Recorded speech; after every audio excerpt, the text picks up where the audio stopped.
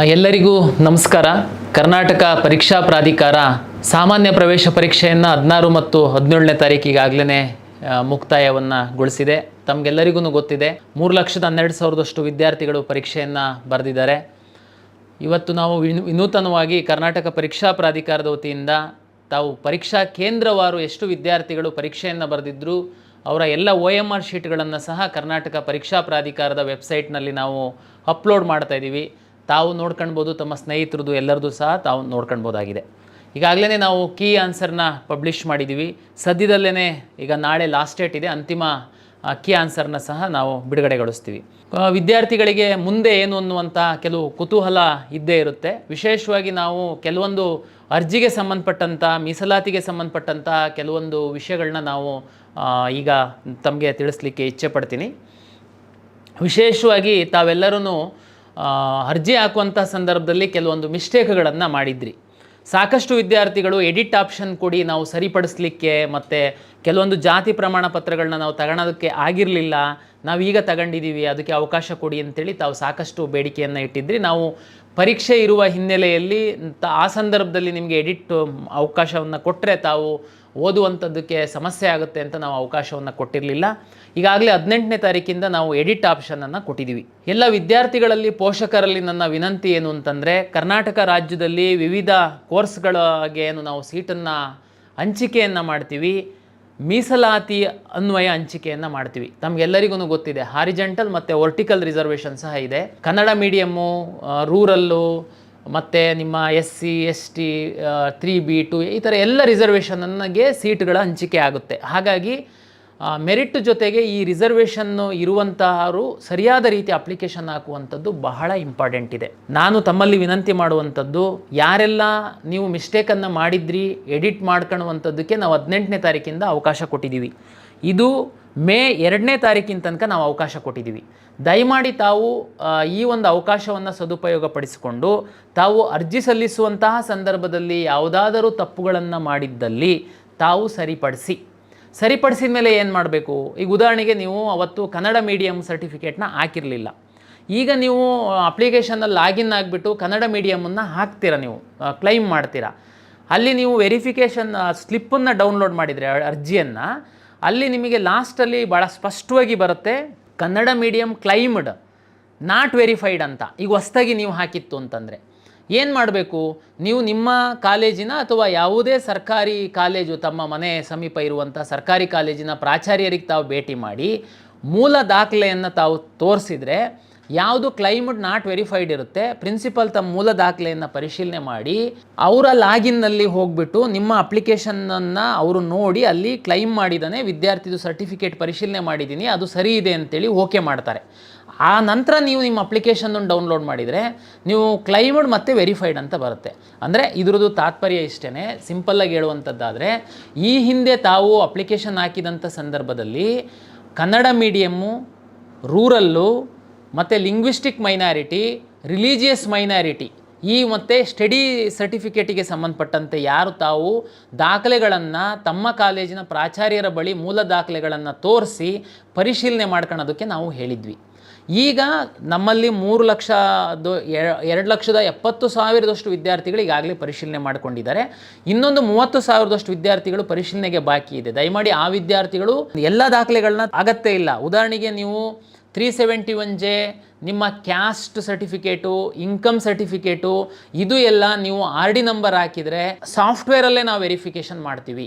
ತಾವು ಯಾವುದೇ ಕಾಲೇಜ್ ಪ್ರಾಚಾರ್ಯರಿಗೆ ವೆರಿಫಿಕೇಷನಿಗೆ ಹೋಗುವಂಥ ಅಗತ್ಯ ಇಲ್ಲ. ನೀವು ಯಾರು ಕನ್ನಡ ಮೀಡಿಯಮ್ಮು ರಿಸರ್ವೇಷನ್ ಕ್ಲೈಮ್ ಮಾಡಿದ್ದೀರಾ, ಲಿಂಗ್ವಿಸ್ಟಿಕ್ ಮೈನಾರಿಟಿ ಕ್ಲೈಮ್ ಮಾಡಿದ್ದೀರಾ, ರಿಲಿಜಿಯಸ್ ಮೈನಾರಿಟಿ ಕ್ಲೈಮ್ ಮಾಡಿದ್ದೀರಾ, ರೂರಲಲ್ಲಿ ಓದಿರುವಂಥವರು ರೂರಲ್ ರಿಸರ್ವೇಷನ್ ಕ್ಲೈಮ್ ಮಾಡಿದ್ದೀರಾ, ನೀವು ಮಾತ್ರ ಕ್ಲೈಮ್ ಮಾಡಿರುವಂತಹ ವಿದ್ಯಾರ್ಥಿಗಳು ಆ ಮೂಲ ದಾಖಲೆಯನ್ನು ತಮ್ಮ ಕಾಲೇಜಿನ ಪ್ರಾಚಾರ್ಯರು ಅಥವಾ ಯಾವುದೇ ತಮ್ಮ ಮನೆ ಹತ್ತಿರದ ಸರ್ಕಾರಿ ಪದವಿ ಪೂರ್ವ ಕಾಲೇಜಿನ ಪ್ರಾಚಾರ್ಯರ ಬಳಿ ತಾವು ತಮ್ಮ ಮೂಲ ದಾಖಲೆಗಳನ್ನು ತೋರಿಸಿ ಪರಿಶೀಲನೆ ಮಾಡಿಕೊಳ್ಬೇಕಾಗುತ್ತೆ. ಈಗೇನು 2ನೇ ತಾರೀಕಿನ ತನಕ ನಾವು ಎಡಿಟ್ ಆಪ್ಷನ್ ಕೊಟ್ಟಿದ್ದೀವಿ, ಹಿಂದೆ ಹಾಕಿಲ್ದಿರೋರು ಈಗ ಯಾರಾದರೂ ತಾವು ಎಡಿಟ್ ಮಾಡ್ಕೊಂಡ್ರೆ ತಾವು ಎಡಿಟ್ ಮಾಡ್ಕೊಂಡಂತಹ ರಿಸರ್ವೇಷನ್, ನಾನು ಈಗಾಗಲೇ ಹೇಳಿದಂಥದ್ದು ರಿಸರ್ವೇಷನ್ನು ಏನಾದರೂ ತಾವು ಎಡಿಟ್ ಮಾಡ್ಕೊಂಡು ಕ್ಲೈಮ್ ಮಾಡಿದ್ದೆ ಆದರೆ ತಾವು ತಮ್ಮ ಕಾಲೇಜಿನ ಪ್ರಾಂಶುಪಾಲರ ಬಳಿ ಅದನ್ನು ದಾಖಲೆಯನ್ನು ಪರಿಶೀಲನೆ ಮಾಡಿಕೊಳ್ಳಿ ಎನ್ನುವಂಥದ್ದು ವಿನಂತಿ. ಇನ್ನು ಬಹುಮುಖ್ಯವಾಗಿ ಬೇರೆಯವರು ಹೇಗೆ ಡಾಕ್ಯುಮೆಂಟ್ ವೆರಿಫಿಕೇಷನ್ ಮಾಡುವಂಥದ್ದು, ನಾನು ಈಗಾಗಲೇ ಹೇಳಿದಂತೆ ನಮ್ಮಲ್ಲಿ ಎ ಕ್ಲಾಸ್ ಅವರೆಲ್ಲರೂ ಈಗ ನಾನು ಇಷ್ಟ ತನಕ ಹೇಳಿದ್ರೊಳಗಡೆ ಬಂದುಬಿಡ್ತೀರಾ. ಇದಲ್ಲದೆ ಬಿ ಸಿ ಡಿ ಈ ರೀತಿ ಜೆಡ್ ಕ್ಲಾಸ್ ತನಕ ಬೇರೆ ಬೇರೆ ಕೆಟಗರಿ ಕ್ಲಾಸ್ಗಳನ್ನು ತಾವು ಕ್ಲೈಮ್ ಮಾಡಿದ್ದೀರಾ. ನಿಮ್ಮದು ನಾವು ಇಲ್ಲಿವರೆಗೆ ಯಾವುದೇ ದಾಖಲೆಗಳನ್ನು ನಾವು ಪರಿಶೀಲನೆ ಮಾಡಿಲ್ಲ. ಉದಾಹರಣೆಗೆ ಬಿ ಅಂತಂದರೆ ತಂದೆ ತಾಯಿ ಅವರು ಕನ್ನಡಿಗರಾಗಿರ್ತಾರೆ, 10th ಸ್ಟ್ಯಾಂಡರ್ಡ್ ತನಕ ಕನ್ನಡದಲ್ಲಿ ಓದಿರ್ತಾರೆ. ಈ ರೀತಿ ಸಿ ಡಿ ಗಡಿನಾಡು ಮತ್ತು ಹೊರನಾಡು ಕನ್ನಡಿಗರು. ಈ ಕ್ಲಾಸ್ ಏನು, ಯಾರು ಎಲಿಜಿಬಲ್ ಇದ್ದಾರೆ ಅನ್ನುವಂಥ ತಮಗೆಲ್ಲ ಗೊತ್ತಿದೆ. ಗೊತ್ತಿಲ್ಲ ಅಂದರೂ ನಮ್ಮ ವೆಬ್ಸೈಟಲ್ಲಿ ತಾವು ನೋಡ್ಬೋದು ಈ ಕ್ಲಾಸು ಯಾರು ಎಲಿಜಿಬಲ್ ಆಗ್ತಾರೆ ಅಂತ ತಾವು ಗೊತ್ತಿದ್ದೇ ಹಾಕಿರ್ತೀರ. ಬಿ ಇಂದ ಜೆಡ್ ಕ್ಲಾಸ್ವರೆಗಿನ ವಿದ್ಯಾರ್ಥಿಗಳು ಪೋಷಕರಿಗೆ ಹೇಳುವಂಥದ್ದು, ನೀಟ್ ಎಕ್ಸಾಮ್ 4ನೇ ತಾರೀಕು ಮೇನಲ್ಲಿ ಮುಗಿದ್ರೆ 5ನೇ ತಾರೀಕಿಂದ ನಾವು ಕರ್ನಾಟಕ ಪರೀಕ್ಷಾ ಪ್ರಾಧಿಕಾರ ಕಚೇರಿ ಬೆಂಗಳೂರಲ್ಲಿ ನಿಮ್ಮ ದಾಖಲೆಗಳನ್ನು ಪರಿಶೀಲನೆ ಮಾಡುವಂಥದ್ದಕ್ಕೆ ನಾವು ಟೈಮ್ ಟೇಬಲನ್ನು ಕೊಡ್ತಾ ಇದ್ದೀವಿ. ನಾವು ಇನ್ನು 3 ದಿವಸದಲ್ಲಿ ತಮಗೆ ಗುರುವಾರ ದಿನ ಬೆಳಿಗ್ಗೆಯಿಂದ ನಾವು ನಮ್ಮ ಪೋರ್ಟಲ್ ಓಪನ್ ಮಾಡ್ತೀವಿ. 5ನೇ ತಾರೀಕಿಂದ ನೆಕ್ಸ್ಟು 12 ಅಥವಾ 13ನೇ ತಾರೀಕಿನವರೆಗೆ ಅಂದರೆ ಎಷ್ಟು ಜನ ನೀವು ಪ್ರತಿ ದಿವಸ ನಾವು ನಿಮಗೆ ಒಂದು ಸ್ಲಾಟ್ ಕೊಡ್ತೀವಿ. ತಾವು ನಮ್ಮಲ್ಲಿ ರಿಜಿಸ್ಟ್ರೇಷನ್ ಮಾಡ್ಕೊಳ್ಬೇಕು. ರಿಜಿಸ್ಟ್ರೇಷನ್ ಮಾಡ್ಕೊಂಡಂಥವ್ರು ಆ ದಿನ ತಾವು ಈ ಯಾರು ಬಿ ಇಂದ ಜೆಡ್ ಕ್ಲಾಸ್ವರೆಗಿನ ಪೋಷಕರು, ವಿದ್ಯಾರ್ಥಿಗಳು ಮತ್ತು ಪೋಷಕರು ಬರಬೇಕಾಗುತ್ತೆ. ಇದು ನಾನು ಇನ್ನೊಮ್ಮೆ ರಿಪೀಟ್ ಮಾಡಿಬಿಡ್ತೀನಿ ತಮ್ಮ ಎಲ್ಲರ ಮಾಹಿತಿಗೋಸ್ಕರ, ಇದು ತುಂಬ ಇಂಪಾರ್ಟೆಂಟ್ ಇದೆ. ಎ ಕ್ಲಾಸ್ ಹೊರತುಪಡಿಸಿ ಬಿ ಕ್ಲಾಸಿಂದ ಜೆಡ್ ಕ್ಲಾಸ್ವರೆಗೆ ಯಾರು ತಾವು ಅರ್ಜಿಯಲ್ಲಿ ಹಾಕಿದ್ದೀರಾ, ಅರ್ಜಿಯನ್ನು ಸಲ್ಲಿಸಿದ್ದೀರಾ, ತಮ್ಮ ದಾಖಲೆಗಳ ಪರಿಶೀಲನೆಗೆ ಮೇ 5ನೇ ತಾರೀಕಿಂದ ನಾವು ವೇಳಾಪಟ್ಟಿಯನ್ನು ನೀಡ್ತಾ ಇದ್ದೀವಿ. ಯಾರು ಬಿ ಇಂದ ಜೆಡ್ ಕ್ಲಾಸ್ವರೆಗೆ ಕ್ಲೈಮ್ ಮಾಡಿರುವಂತಹ ವಿದ್ಯಾರ್ಥಿಗಳು, ಪೋಷಕರು, ನಾವು ಬುಧವಾರದಿಂದ ನಿಮಗೆ ಒಂದು ನಮ್ಮ ಕರ್ನಾಟಕ ಪರೀಕ್ಷಾ ಪ್ರಾಧಿಕಾರದ ವೆಬ್ಸೈಟಲ್ಲಿ ಒಂದು ಮಾಡ್ಯೂಲನ್ನು ಕೊಡ್ತೀವಿ. ತಾವು ರಿಜಿಸ್ಟ್ರೇಷನ್ ಮಾಡ್ಕೊಂಡು ಮೇ 5ನೇ ತಾರೀಕಿಂದ ಬೆಳಿಗ್ಗೆ ನಾವು 500 ವಿದ್ಯಾರ್ಥಿಗಳಿಗೆ ಮತ್ತು ಮಧ್ಯಾಹ್ನ 500 ವಿದ್ಯಾರ್ಥಿಗಳಿಗೆ ನಾವು ಅವಕಾಶವನ್ನು ಕೊಡ್ತಾ ಇದ್ದೀವಿ. ತಾವು ರಿಜಿಸ್ಟ್ರೇಷನ್ ಮಾಡ್ಕೊಂಡು ಯಾವ ದಿನ ತಮಗೆ ಸಿಗುತ್ತೆ ಆ ದಿನ ಬೆಂಗಳೂರಿನಲ್ಲಿರುವಂತಹ ಕರ್ನಾಟಕ ಪರೀಕ್ಷಾ ಪ್ರಾಧಿಕಾರದ ಕಚೇರಿಗೆ ಬಂದರೆ ನಾವು ನಿಮ್ಮ ದಾಖಲೆಗಳ ಪರಿಶೀಲನೆಯನ್ನು ಮಾಡ್ತೀವಿ. ಇದು ಬಿ ಇಂದ ಜೆಡ್ ಕ್ಲಾಸ್ ಇರುವವರಿಗೆ. ಇದಲ್ಲದೆ ನಮ್ಮಲ್ಲಿ ವಿಶೇಷ ಕೆಟಗರಿ ವಿದ್ಯಾರ್ಥಿಗಳು ಒಂದಷ್ಟು ಜನ ಇದ್ದೀರಾ. Sports, NCC, X defence, scouts and guides, ಈ ಥರದ್ದು ಒಂದಷ್ಟು ರಿಸರ್ವೇಷನ್ ವಿಶೇಷ ಕೆಟಗರಿ ವಿದ್ಯಾರ್ಥಿಗಳು ಸಹ ಇದ್ದೀರಾ. ತಮ್ಮ ಮೂಲ ದಾಖಲೆಗಳನ್ನು ಸಹ ನಾವು ಪರಿಶೀಲನೆ ಮಾಡಿ ನೀವು ಆ ರಿಸರ್ವೇಷನ್ನಿಗೆ ಅರ್ಹತೆ ಇದೆಯಾ ಇಲ್ವಾ ಅನ್ನುವಂಥದ್ದನ್ನು ಸಹ ನಾವು ಮೇ 5ನೇ ತಾರೀಕಿನಿಂದನೇ ನಾವು ಪರಿಶೀಲನೆ ಮಾಡುವಂಥದ್ದಕ್ಕೆ ವ್ಯವಸ್ಥೆಯನ್ನು ಮಾಡಿಕೊಳ್ತಾ ಇದ್ದೀವಿ. ನಾಳೆ ಮೇ 5ನೇ ತಾರೀಕು, 6ನೇ ತಾರೀಕು, 7ನೇ ತಾರೀಕು ಯಾರ್ಯಾರು ಬರಬೇಕು ಅಂದರೆ NCC ಅವ್ರು ಬರಬೇಕಾ, ಸ್ಪೋರ್ಟ್ಸ್ ಕೆಟಗರಿ ಅವರು ಬರಬೇಕಾ, ಸ್ಕೌಟ್ಸ್ ಆ್ಯಂಡ್ ಗೈಡ್ಸ್ ಅವರು ವಿದ್ಯಾರ್ಥಿಗಳು ಬರಬೇಕಾ ಅನ್ನುವಂಥದ್ದನ್ನು ನಾವು ನಾಳೆ ನಿಮಗೆ ಟೈಮ್ ಟೇಬಲ್ ಕೊಡ್ತಾ ಇದ್ದೀವಿ. ತಾವೆಲ್ಲ ಡಾಕ್ಯುಮೆಂಟನ್ನು ರೆಡಿ ಇಟ್ಕೊಳ್ಳಿ. ಹಾಗಾಗಿ ಈಗ ಪರೀಕ್ಷಾ ಪ್ರಾಧಿಕಾರ ಪರೀಕ್ಷೆಯನ್ನು ನಡೆಸಿದೆ. ಈಗ ಎ ಕ್ಲಾಸಲ್ಲಿರುವಂಥವರು ದಾಖಲೆಗಳನ್ನ ತಾವು ತಮ್ಮ ಕಾಲೇಜಲ್ಲೇ ಪರಿಶೀಲನೆ ಮಾಡ್ಕೊಳ್ತೀರಾ. ಯಾರು ಕ್ಯಾಸ್ಟು ಮತ್ತು ಇನ್ಕಮು 371J ಇದ್ದಿದ್ದು ತಾವು RD ನಂಬರ್ ಹಾಕಿದರೆ ನಾವೇನೇ ತಂತ್ರಾಂಶದಲ್ಲಿ ಪರಿಶೀಲನೆ ಮಾಡ್ತೀವಿ.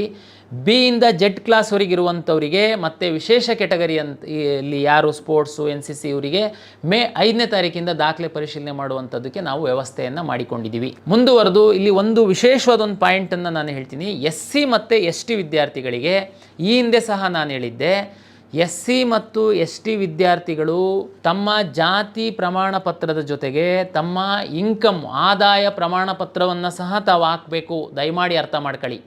ಯಾಕೆ ಅಂತಂದರೆ SC ಮತ್ತು ST ವಿದ್ಯಾರ್ಥಿಗಳಿಗೆ 10 ಲಕ್ಷದ ತನಕ ಆದಾಯ ಇತ್ತು ಅಂತಂದರೆ ನಿಮಗೆ 0 ಫೀಸ್ ಇರುತ್ತೆ ಕಾಲೇಜಿಗೆ. ನಾವು ಕಳೆದ ವರ್ಷದ ಅನುಭವದಲ್ಲಿ ಸಾಕಷ್ಟು SC ಮತ್ತು ST ವಿದ್ಯಾರ್ಥಿಗಳು ಬರೀ ಜಾತಿ ಸರ್ಟಿಫಿಕೇಟ್ನ ಹಾಕಿದ್ರು, ಇನ್ಕಮ್ ಸರ್ಟಿಫಿಕೇಟ್ ಹಾಕಿರಲಿಲ್ಲ. ಅವರಿಗೆ ನಾವು ಫುಲ್ ಫೀಸ್ ಚಾರ್ಜ್ ಮಾಡಿದಾಗ ಪಾಪ ಅವರಿಗೆ ತೊಂದರೆ ಆಯಿತು. ಅದಕ್ಕೆ ದಯಮಾಡಿ ತಾವು ಹಾಕಿಲ್ಲ ಅಂದರೆ ಈಗ ಎಡಿಟಿಗೆ ಅವಕಾಶ ಇದೆ, ತಾವು ಕ್ಯಾಸ್ಟು ಮತ್ತು ಇನ್ಕಮ್ಮು ಎರಡೂ ಹಾಕಬೇಕಾಗುತ್ತೆ. ಆವಾಗ ನಿಮಗೆ 0 ಫೀಸ್ ಇರುತ್ತೆ. ನಂತರ ನೀವು ನಮ್ಮ ಸೋಷಿಯಲ್ ವೆಲ್ಫೇರ್ ಡಿಪಾರ್ಟ್ಮೆಂಟಿಂದ ಮತ್ತು ತಾಂತ್ರಿಕ ಶಿಕ್ಷಣ ಇಲಾಖೆಯಿಂದ ತಮಗೆ ಎಷ್ಟು ಫೀಸು ಫಿಕ್ಸ್ ಆಗಿರುತ್ತೆ ಸರ್ಕಾರ ನಿಮ್ಮ ಕೋರ್ಸ್ ಫೀಸು ಅಷ್ಟು ನಿಮ್ಮ ಖಾತೆಗೆ ಬಂದ ನಂತರ ತಾವು ಕಾಲೇಜಿಗೆ ಕಟ್ಟುವಂಥದ್ದು ವ್ಯವಸ್ಥೆ ಇದೆ, ಸರ್ಕಾರ ಮಾಡಿಕೊಟ್ಟಿದೆ.